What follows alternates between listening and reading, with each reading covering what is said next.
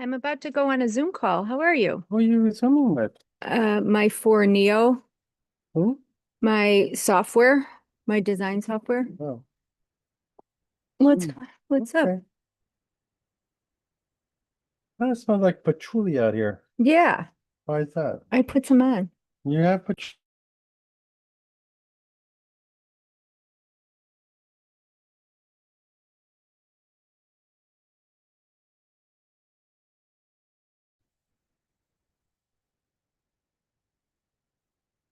Hi everyone. Welcome back after a short break. I hope everyone can hear me. If you can, just do a thumbs up in the chat so I know, or just say yes, we can hear you. If you can, just so I know that I'm audible. So yeah, so hello everyone. It's nice to be back. Sorry for the short break. Um, yes, so as you can see, I'll just switch that off. As you can see, on today's agenda, we have settings explained. I don't know if loads of you, like if all of you knows where the settings are and how to use them. If you do, you will get a refresh. If not, then I will take you through each of the settings and I will explain them, how they work. So yes, and if you have any questions, then as usual, ask away. You can ask at any point and I will try to get back to your questions during the presentation. And then after, when we will have some time, then I can answer more questions.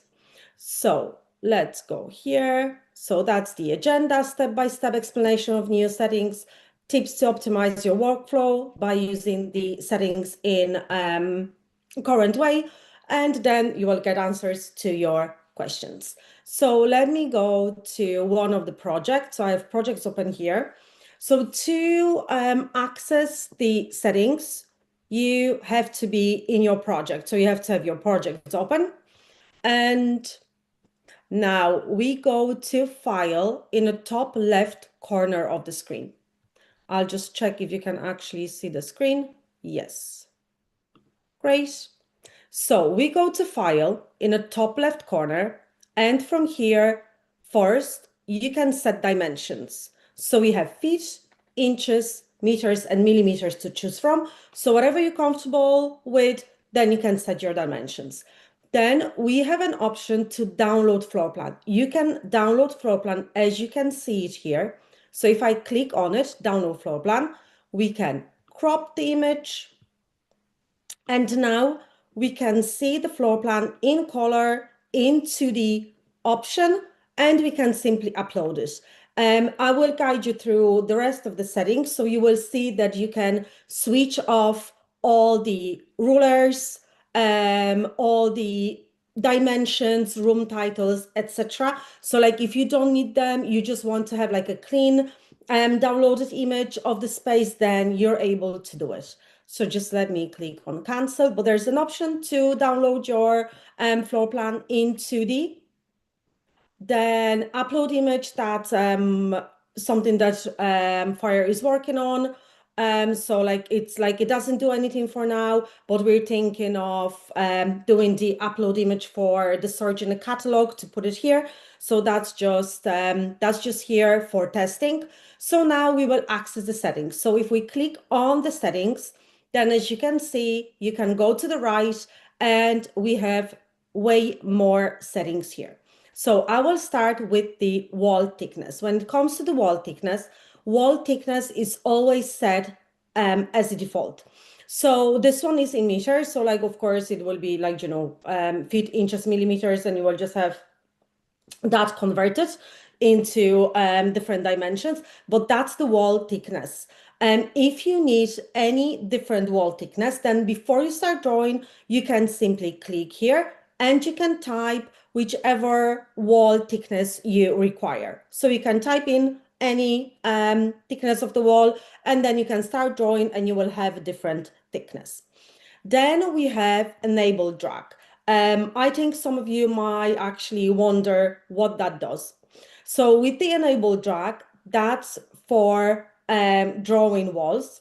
So just let me go back here and I will just move my project just on the side a bit. So if I will go back here, I have the enable drag off and that's always off as a default. So now I'll show you how you can draw walls when the enable drag is off. And then I will show you for comparison, how does it work when it's on? So when it's off and we go to the wall tool, then we simply click anywhere on the grid. So it doesn't matter if you have a mouse or a trackpad, you can just simply click where you want to start drawing your wall. So like you selected that point, and now with your trackpad or a mouse, like I have a trackpad here, so I simply can rotate it. I can like, draw it and for example, stop and then draw a bit more. But until I won't click at the end, then my wall is not finished, if you know what I mean. So like when I draw and let's say like I will go a bit up, I will go a bit down. And now like I have my measurement, you can of course type in as well. So like we can type in, click on enter, or when we draw in, we just simply click at the end and then our wall is drawn. And now we can start drawing another wall. With the, let me just delete that. So now I will go to file and I will switch on the enable drag. And now when you start drawing with the wall tool, then as you can see, like you don't have the little square, so you don't have the indication of the start of your wall. So with the enable drag, you simply click and you start drawing straight away. So it's more like drawing with a pen or a pencil. So like you need to drag it when you're, if you have your trackpad, then I simply click and now I have to drag it. And if I will stop, then it will end my wall. Now, if I want to go further on, then I need to click and then I can go on. I can go on, but I will have like there will be stop in wherever you will drop the tool, then it will just stop drawing. So that's the difference between enable drag on and enable drag off. So you can try both of them and see which one works best for you. For me, basically, it works better when it's off because I feel like I have like, more control over drawing my wall and like whatever I want to stop, I can stop and I can click when I want to start. Where here, you just click and you have to start drawing and straight away. So you're more like dragging it than actually drawing it. Yeah, so that's the main difference between on and off. But try it for yourself and see how that works for you. Okay, now we will go here. Then we have wall snapping. When the wall snapping is on, then when you draw your walls, so again, I will just switch off my enable drag, so like it's normal way. So we go to the wall tool, and now I will just click anywhere, and with the wall snapping, as you can see, when I'm on angle, there's no line. When I'm on a straight line, the software will show you when you are on a straight line, and that's the wall snapping. So like you're making sure that you're on a straight line. And now when I click, the same with my side, as you can see, like that's a very delicate line, but you can see it. And the same when you want to finish, it will show you both lines, so you know when to click and when to connect your walls, so they're nice and straight and they're not crooked at any point. So that's the wall snapping.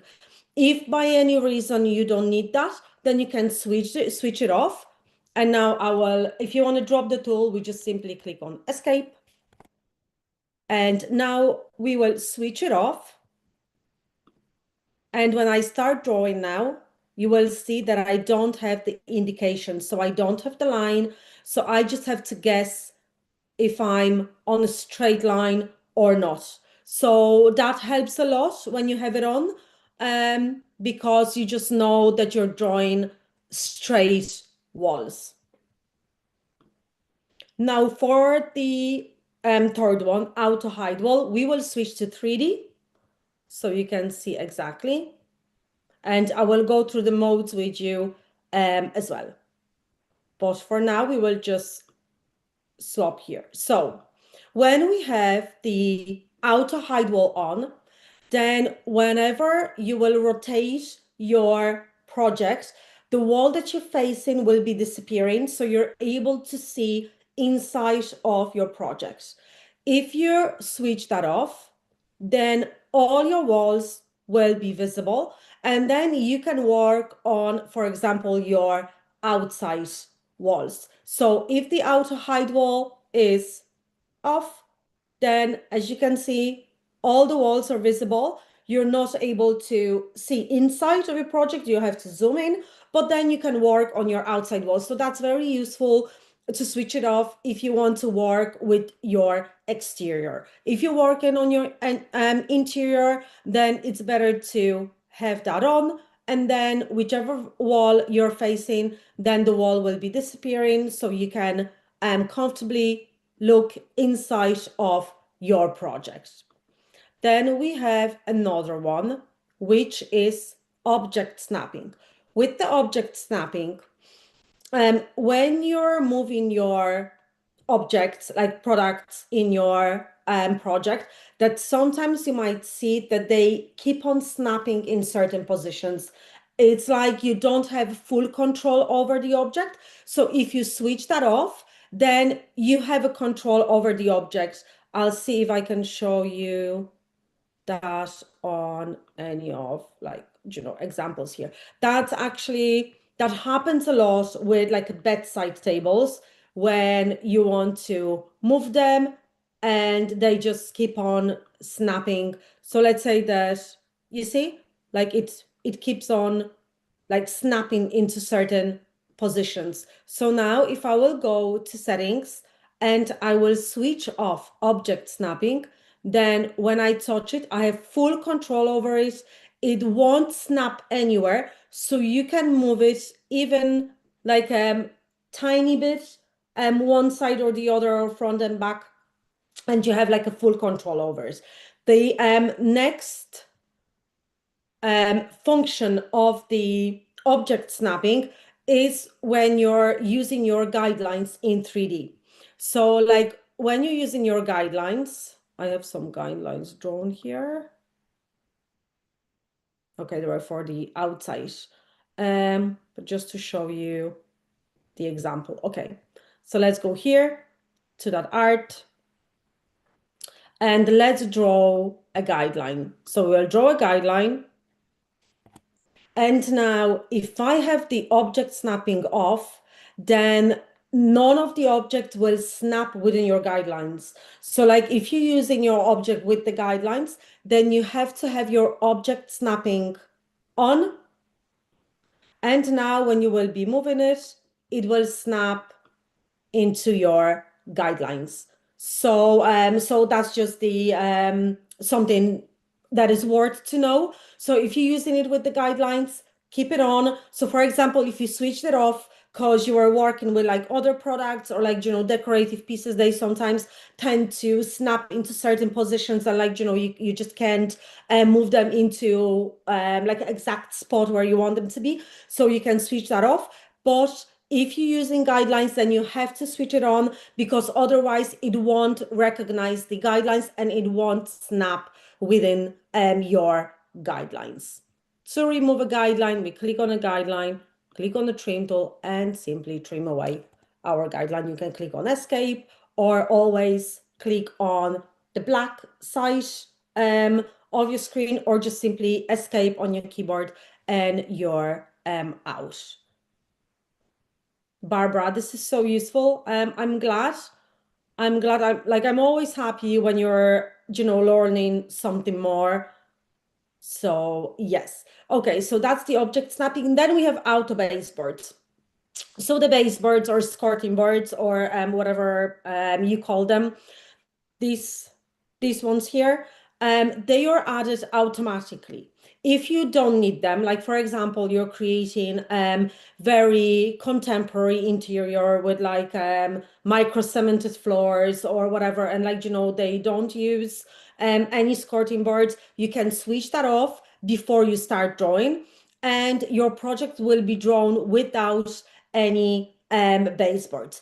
If you draw your project already and you're thinking, okay, like I don't need the baseboards, I actually don't need them, they just don't look nice, then you can hide them and but you have to do it room by room. That's the only difference. If you switch them off before drawing, then like your project will be drawn without baseboards. If you already have your baseboard, then you can click on the baseboard and you can either delete them or you can hide or unhide them. With hide unhide, you can simply click on which ones you want to hide or unhide. They will highlight in pink.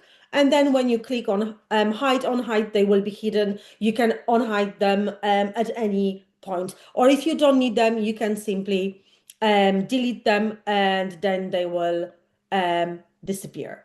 So like you can still do it, but if you don't need it, then it's just way easier to switch that off at the beginning and you will just not have them. Okay, I'll just quickly go through the questions. So Chloe, if you switch it off, will the whole project have none? Yes.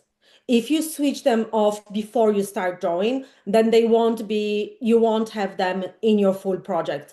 That's why we have two options. So if you don't need them only for some of the rooms in your house, like for example, for a garage or for like a basement, then you can do it the way I did it. So you just select your baseboards and simply click on delete, and they will be deleted in the room only. As you can see, they're only selected in the room, or you can choose to hide or unhide. But if you choose to switch off, sorry, the auto baseboards, then your full project will be drawn without it. Renee, is there a way to put baseboards back into a bathroom after adding shower, etc.? Yes, you should have an option to add baseboard. So whatever you would click on your room, you should have an option to add baseboard. If not, then you can add them the same way as we add in the moldings on the ceilings. So you can go to the catalog, choose any of the skirting boards, baseboards, and just add them manually. So that's an option to do it as well. Chloe. Perfect. Thank you. So helpful. You're very welcome. If you have any questions, yeah, type them in because like I'm trying to check them on a regular basis. So now I will switch to 2D mode because now we will go to more settings. So like we went through the object snapping auto baseboard. So now we have the default dimensions. So let me zoom in so you can just see more clearly. This one is a good idea because this one is a bit more busier. So with the default dimensions, we can switch them off. So as you can see, when they're off, it's not too busy. So like, sometimes when you have a large project or you have loads of partition walls, then when you're in 2D and you like, working on your layout, etc., it just like, it might be just too busy because like you can see numbers everywhere. So like if that's the case, then go to your settings and switch off default dimensions. You can also switch any 2D rulers. So as you can see, I have 2D rulers here when I was placing my lights. So I can also go to settings and I can switch off my 2D rulers. And also you can switch off your room titles. And in 3D, we can switch off any guidelines. So if you were using guidelines in 3D, for spacing out, art for placing your windows, your doors, etc.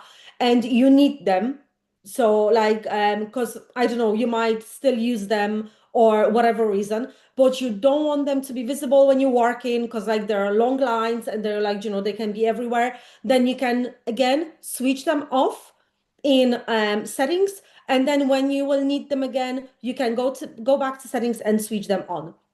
The same when I showed you the download floor plan option before. Then if you want to download your floor plan nice and clear without any numbers, dimensions, room titles, then you can switch them all off in your settings. And then as you can see, you have just a blank picture project, and now you can download it as well without any of the numbers and titles. And then we have navigation sensitivity. When it comes to navigation sensitivity, I will switch to 3D mode again. And I have the navigation sensitivity set on 1, and that's set as a default. So as you can see, when I move it around, like it moves quite fast. For people that are using program for a bit longer and like, get a grip of the program and like know what they're doing, it's fine. Like how to move it, how to move it that it doesn't rotate, and then you can keep the navigation on 1. But if you're starting or if you're just feeling like it just moves too fast for you, then you can set your navigation sensitivity on 0.5. And as you can see now, it doesn't rotate as fast. So like even if you will do like a movement that you like, just by mistake, like it won't move it upside down straight away. So it will just move it slightly.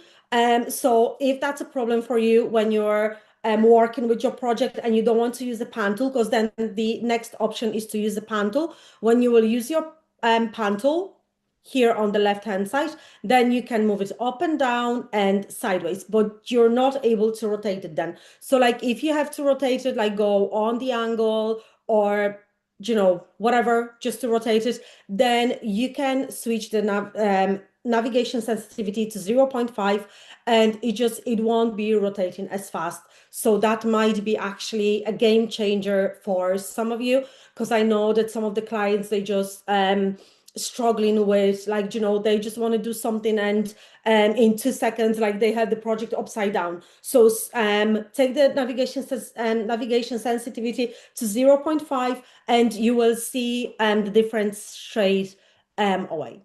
And then we have, what do we have here?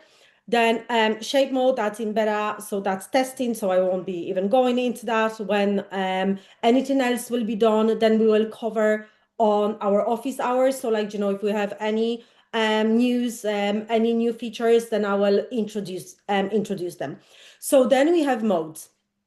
As you could see, when I was switching from 2D to 3D mode, it showed me to choose like optimized or normal mode. So optimized mode takes the least RAM, but as you can see, not all of the details are visible. Or like, some of them, they will be like more just like shapes of them. So like you won't be able to see as many details, but you will, like the software will work faster. So if you have a very big project and it takes ages to load, or if your internet connection is not great, then you can switch to either optimized or normal when you work. Like it doesn't change anything in your project. That's just the view as you view in it. Like, it's just the detailing is different. But then like the working is different as well. So like if you go to optimize, it will be easier to work, like it will be faster to work, especially on a bigger project, as I mentioned, or like with not great internet connection. And then we have a normal one. So with the normal one, you will get just a bit more details. And then you have the heavy one. The heavy takes huge amount of memory, especially for bigger projects. So like, if you feel like you're working and it started to glitch, or you're trying to put something in and like you can't, or it's disappearing, or like, like weird things are happening, then first you can refresh your project and see if that helps. If not, then try to switch between the modes, optimize and normal, and see if that will help. Maybe that will be game changer, and like, it will be just easier for you to work. So I covered all the settings. Now I will go to your questions, and if you have more, then you can just text them. Okay, Amelia. How do you measure an angle between the ceiling and the wall when you have a sloped ceiling? So for me, I always take the measurement of the lowest point of the sloped ceiling and the highest point of the sloped ceiling. And then you can use your guidelines, and then you can draw your sloped ceiling. So let me show you an example. So let me just quickly draw a room. Okay, I will just switch on all my dimensions. Okay, just we will make it just a bit higher, let's say on 5 meters. And now I will go to 3D. And I will draw my sloped ceiling. So you can either draw it first and then resize it, or you can try to use your guidelines first. So let's say, like, if your highest point is like the highest point of the ceiling that I have now, so let's say that it will be like a 5 meters, then I can only use the guidelines on whichever wall where my slope is starting. So let's say that my slope is starting from this wall and goes all the way to that point. So what you can do, you can go to guidelines, start from your floor up, and now you can type in the distance from your floor up to the beginning of the slope. So your lowest ceiling point. So let's say that that will be like a 2 meters. Okay. And now I will go with create new product, create yourself. So let me double click here. And I will start with the rectangle. Like, you can try to be exact, or you can just simply resize it later. Now we will give it some depth with push and pull. And now, like, this one is like, the easy one. So we'll just take the pen tool and we'll just draw a line from one point to the other. Now, if you will have any like a higher point here again, then you can use the guidelines the same way as I did, and then draw your slope. And now we will take the push and pull again, and we will just remove this part. Now done. You can resize it.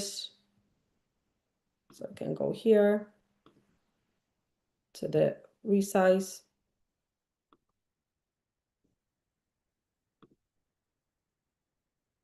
And just apply texture on it. And we have our sloped ready. Now you can resize it again, just a bit more down, so you know that it's on the line, and you have your distance from the floor up to your slope. So that's how you can measure it. So you're making sure that your slope is where you want it to be. Okay, drape. Can the floor plan be in any format? Example, uploading a floor plan in PDF or a screenshot. Well, you can upload JPG. So like, if we will go, it can be a screenshot. So if I will go to upload floor plan, then we have PNG and JPG file formats allowed. And we don't have the PDF. So you can convert it into JPG if that's the case, or you can open your PDF file, you can do a screenshot, and then that will be saved as a JPG file, and then you can upload your floor plan.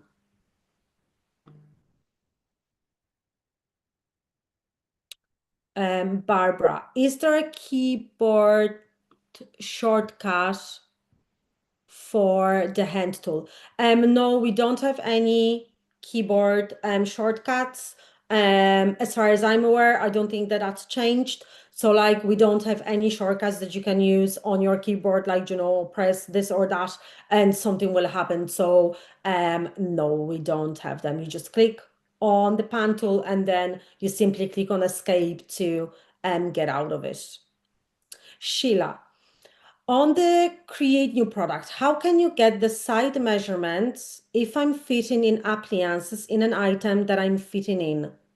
How do I determine the overall cabinet measurements to fit appliances into an island?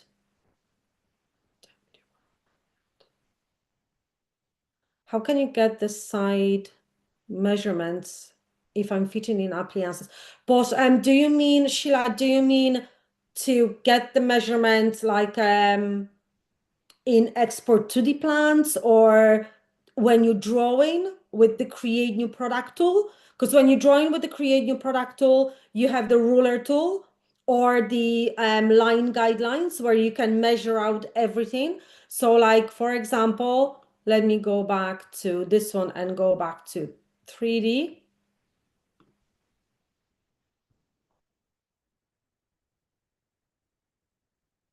Oh, for CAD.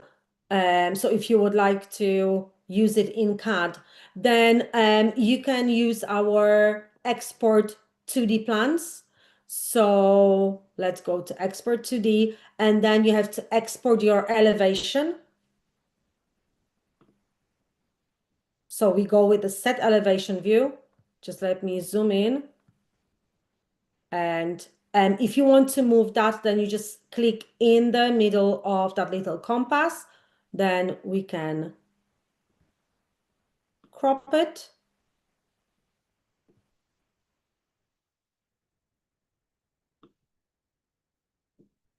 And now we will save the view.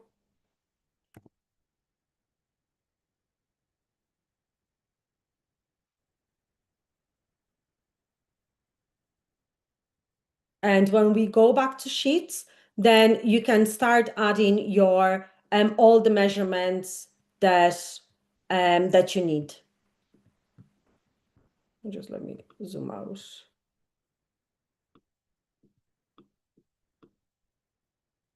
So now you can use the ruler and you can measure out everything. So like if you need any measurements for your contractors, and then like, if you want to use it in CAD, then you can download it as a DXF. And as far as I'm aware, you can use it then in CAD. I hope that answered your question. Okay, let me go back here.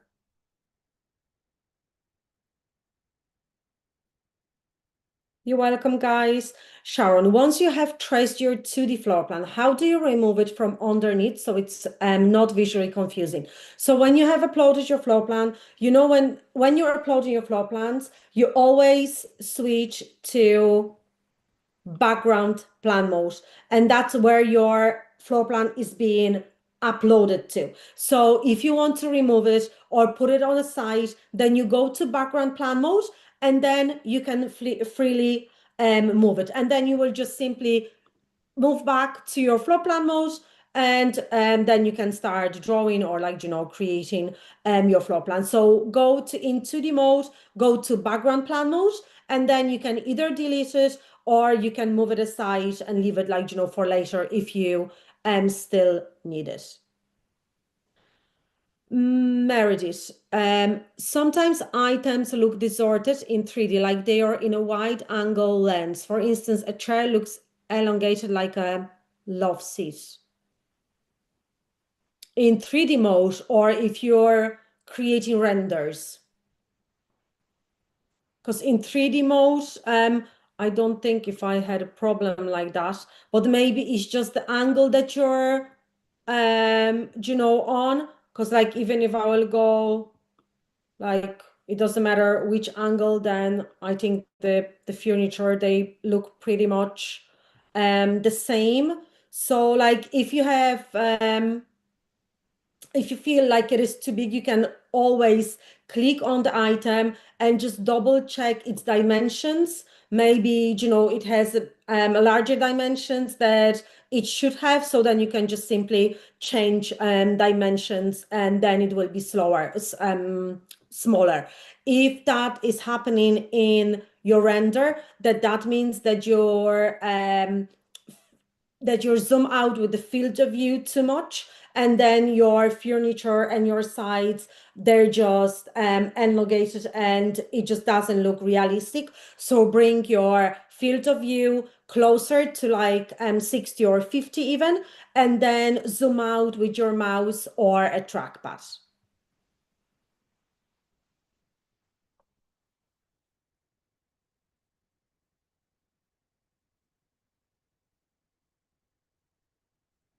I hope Meredith that answered, if I understood the question. Right, okay. Now, Maya, sometimes when I create a 3D walkthrough, the ceiling disappears. How can I fix that? Okay. Um, Being honest, I have no idea how can that happen, because like in your walkthrough, your only settings are like the views of the camera. So like you can choose the starting point, you can choose the starting frame, but like you're not rotating um your project like in, for example, renders. That can happen in renders. So like, if you will go too much down or too much up, and then your ceiling might disappear, and like, it won't be visible on your render. That's why it's always um important to use the preview whatever you can. But in 3D walkthroughs, if it's disappearing, then one, either your walls are not closed properly, and you don't have the ceiling in 2D or 3D as well, and that can be the problem, or there's some kind of a glitch. So like if that, go to 2D, check your walls. So check for any yellow dots on your outside walls. If you have any yellow dots on your outside walls, just click on them and drag them so they will change to pink. Because if you have any yellow dots on your outside walls, and that like I'm saying that to everyone, if you're drawing your outside walls, so if you're drawing your projects and you have any yellow dots on your outside walls, then that means that your walls are not closed properly.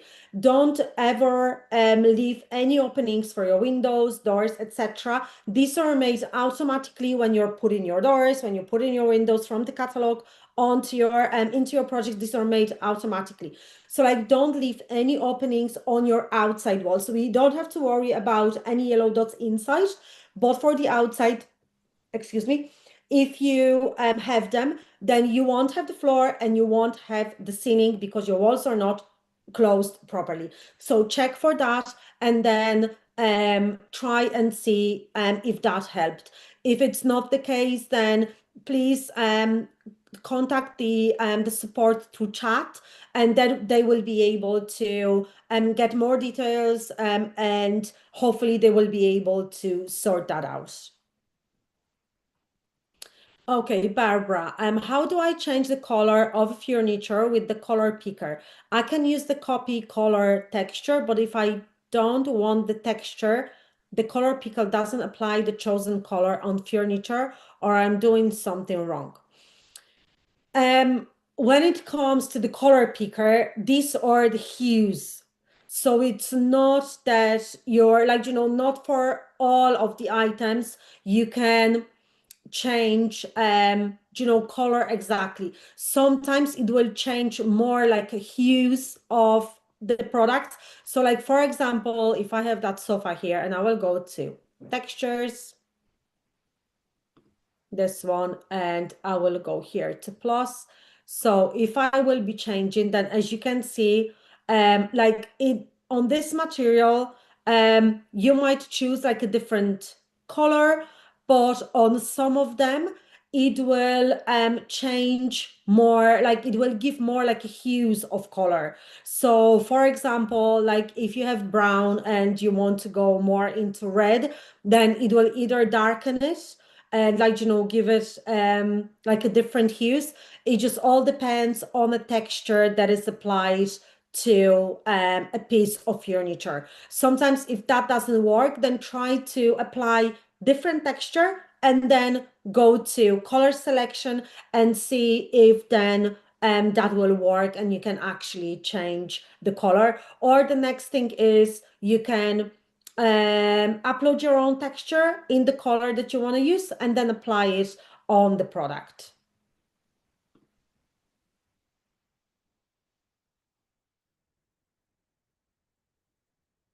Meredith, sorry, when I create render, yes, so yeah, in render mode. Yes, so yeah, so you just have to, when you go to, let me go to take a render. Okay, and I will go to any of the views that I have here. So as you can see, like if you might go, let's say on, if I go too low, then as you can see, like I have no ceiling. And now like all the natural light will come inside of my project, will be flooded with the natural light, like it won't look realistic at all. So yes, so like whatever you're, when you're creating your renders, have that in mind. And also, if you, for example, if I went too low and I don't have my ceiling, then when you click on take render, it will show you here that, for example, camera position warning, ceiling or floor is not visible in the current view. So you can click on resolve and then just change the angle. So like it will show you. So try to check if you have all of them ticked. Sometimes like you might be on an angle and like it will show you something like that it's something that you have to resolve, but you actually want to do it that way, then like don't worry about it. But that might be a good indication, like to check if like if there's something wrong before you actually submit the render.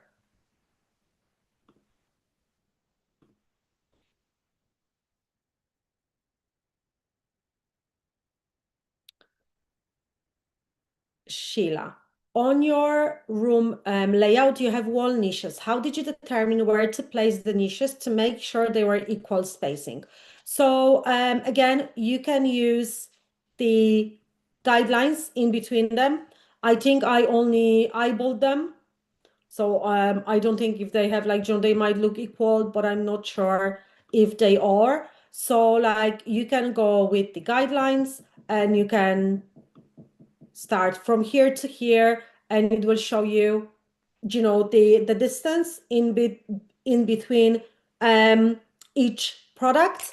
And when it comes to spacing them left to right, then if you click on one of the niches or like any other product, go to free movement first, then you can do a punch, then go to edit, then X and Z, that's location right to left. So if you want to have them align, you need to put the same numbers in your X and Z. If they're not visible, then remember to click on free movement. And now, so like if you want to align something, then they have to have the same X and Z. So they're in the exact position left to right. And when it comes to spacing, use the guidelines So you're making sure that you have them spaced accordingly.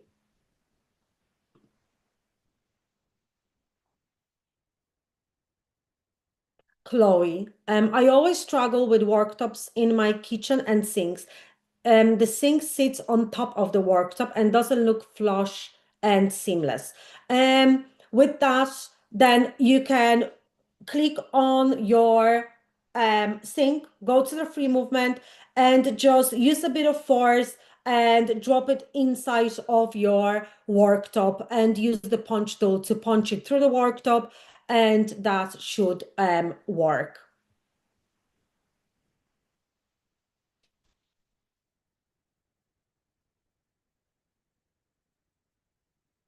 You have an object selected now and it reads angle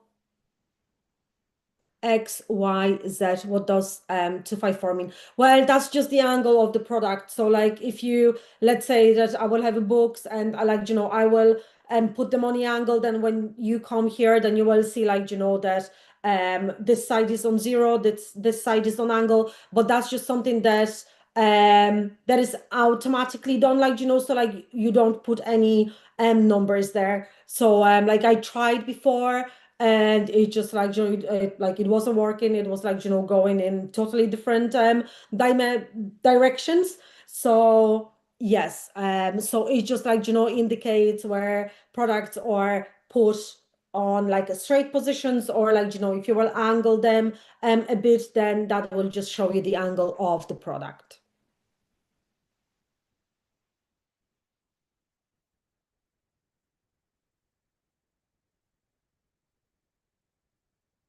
Julie, how do you use the guidelines in between the niches? I showed you before, so let me know if that helped.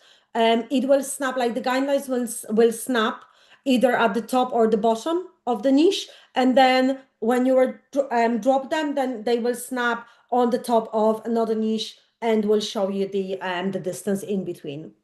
So you're welcome, guys. You're very welcome.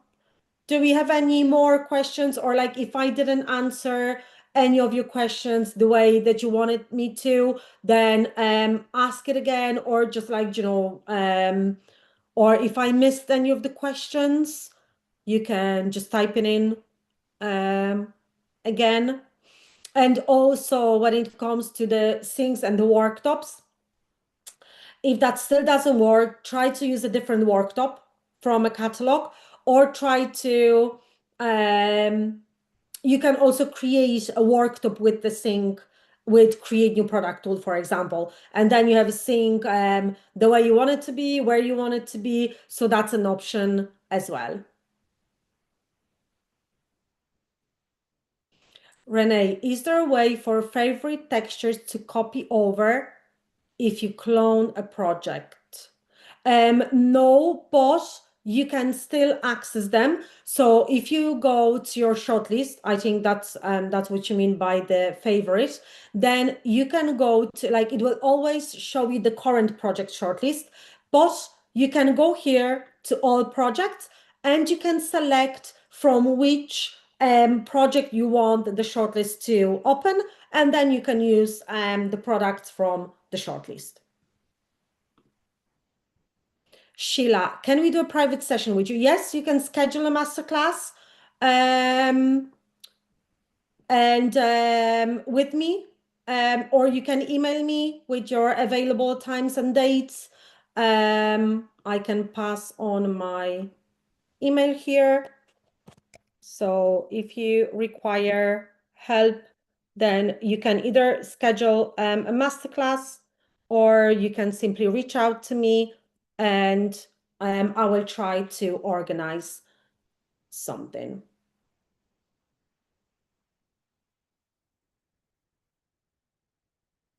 Hardship. Please tell how to render an image, as I'm new to it. Please tell I have made an image in 3D. Yeah, so if you want to create a render, then what I basically do when I'm in 3D, just let me go back to 2D and I'll just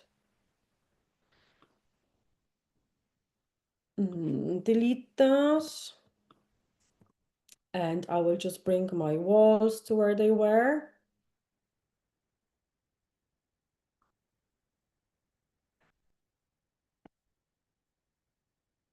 I think I have them on this one, we'll see. Okay, so when you're in 3D and you want to create a render, then you can simply either click on take a render, or what I do personally, I tend to set my angle first in 3D. So I will double click on the space where I would like to create my render. Like I will go on an angle, let's say that I would like to like create a render of this angle here, or maybe even from the door side. So I have the window and I have the environment, so I can show you how to set the environment as well. Okay, so let's say that I would like to do something like that. So first I will set it just approximately in 3D, and now I will click on take render. Now, if you want to zoom out a bit and like have a wider angle, then of course you can. If you will hit the wall, as you can see now, then you can use the clip view to go through the wall. So the wall is still behind us, but we are like inside, so we're going through a wall like a ghost. I always say that. So like, you know, the wall is still behind you, but you're inside of your project. Now you can use the field of view to zoom in or zoom out of the space. When you zoom in, and the closer angle is the closer view is 45, and that's the most realistic one. I don't recommend to go more than 70, 75, because that's when your sides start to elongate and it just doesn't look nice, doesn't look realistic at all. So now when you have that set, I'm always trying to, when you will look at your site, so whatever my cursor is, I always try to make the site straight. And also when I have my ceiling, so like, you know, it's not angled, it's nice and straight. I think the renders, they look more professional that way. It's the same when I'm doing photo with my phone or with my camera. Like I always try to have like, you know, nice straight lines, so it's not like on any different like a weird angle. So that's just me personally. If you like, you know, prefer to do it differently, then you're free to do so. But that's the way I'm doing it. Then with the camera height, that's just the height of the camera that you will be that you will be taking a photo with. So it's, we usually set the view on like eye level. So whatever you're walking into the room and whatever you see, that's how we set it. Instead of using the camera height tool, I do recommend to use the pan tool to move it up and down, because the camera height is very sensitive, and sometimes you just want to move it just slightly and it will just like, you know, go all the way up or all the way down. So I do recommend to use the pan tool. Then we have some settings here. So like you can hide some items that are in your way, but never hide a wall. So like if that's an indoor wall, then that's fine, and you don't have any reflective objects on the wall that you're facing, then that's fine. But if that's an outside wall, don't hide it, because it will be gone. And then all the natural light will go inside of your project. Your project will be flooded with light, and like there's no way around it. There's like, you know, no way to literally resolve it. So don't hide the wall. Use the clip view to go through your walls. And then we have a lighting settings. With the lighting settings, you can choose between day, evening, and night. And then we have different environments for each. Environment is what you're looking out through the window. And you can also choose the part of the view. So like whatever you want to see through your, let's say that we'll have like some of the flowers here through your window. So like you can rotate it and just choose the part of the view that you want. And then we have the product lighting. So with the product lighting, we have the sun. This is our sun here. You can rotate it to create like a beautiful shadows. And thanks to that, your render will be even more realistic. Then we have exterior lighting. That's only when you're working with your exterior. So like you don't have to worry about it. And then we have overall product lighting. So like you can choose your lights. If you want to choose your lights and you can't, then you just have to zoom in just to go to inside of the project as I did now. And then you can just zoom out again. So sometimes you just have to zoom in because the wall that we went through with the clip view can be just like, in our way. That's why like we can't choose the light. So if for any reason you can't choose the lights, then just zoom in inside, choose the lights, and then you can zoom out. Now you can choose whether you want your light to be on or off. So that's up to you. And this is the interior lighting. So that's intensity of the interior lighting. If your room is very bright, if you have loads of windows and like natural light, then you can keep it on low.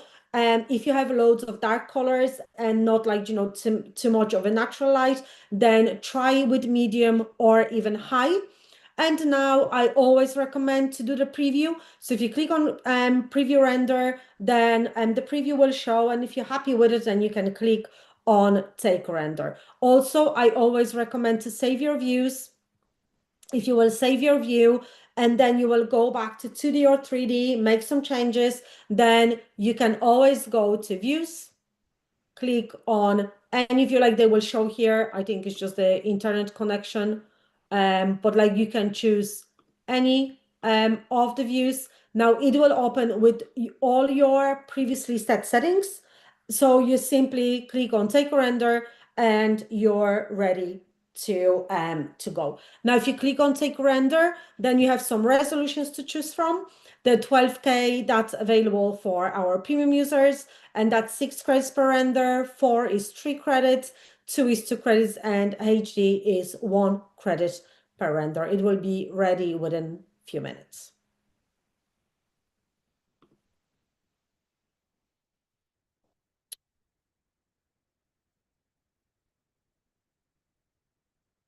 Barbara, can we choose cold, warm light? No, you can do that in 3D. So if you want to, like if you have a light bulbs visible in your light, so like let me go back to 3D. So let's say that we have the lamp here and there's a light bulb. And if you want it to be warm or if you want it to be cold, you can go to texture and you can type in warm light. And then you can simply apply the light material into the light bulb, and then it will imitate a warmer light. The same, there is like daylight or a neutral light. So you can put like a light material and all light materials will show here. So for example, you have like a white light emitting material. So like if you want to do it, then you can just change it in your light bulbs. Okay, that was a very fun session. Thank you for all the questions. I'm actually dry in my throat, but I really enjoyed it. I hope that you enjoyed it too, and I will see you all next week. If you have any suggestions, what would you like to cover in next office hours? You can always put it in the chat and we'll go through it. And because we're always looking for like, ideas and whatever is interesting for you. So like if there's any suggestions, then drop them in the chat if you have a chance. And yeah, Renee, I always struggle with punch tool. Yeah, like some of the items, they are like the punch tool is not available for them. So try to use a different item. Or as I mentioned before, like there's an option to create like your own worktop with like, with the sink, with the create new product tool that will give you like a more bespoken results. So like there's like, there's something to work on that as well. More on kitchen, worktop, sink, please. Yeah, we can do that as well. Maybe best practices, best workflow on how to build your own kitchen easily. Yeah, we've covered kitchen so many times, but I think that that's a subject that never that you'll never get bored with, because like kitchens or I think they are the most designed space in the room, and then the bathrooms. So like, yeah, we can cover kitchens, we can maybe cover bathrooms on one of the office hours. Yeah, so we'll see. Okay, so take care, everyone. Thanks so much for being here with us, and I'll talk to you next week. Have a lovely weekend. Bye.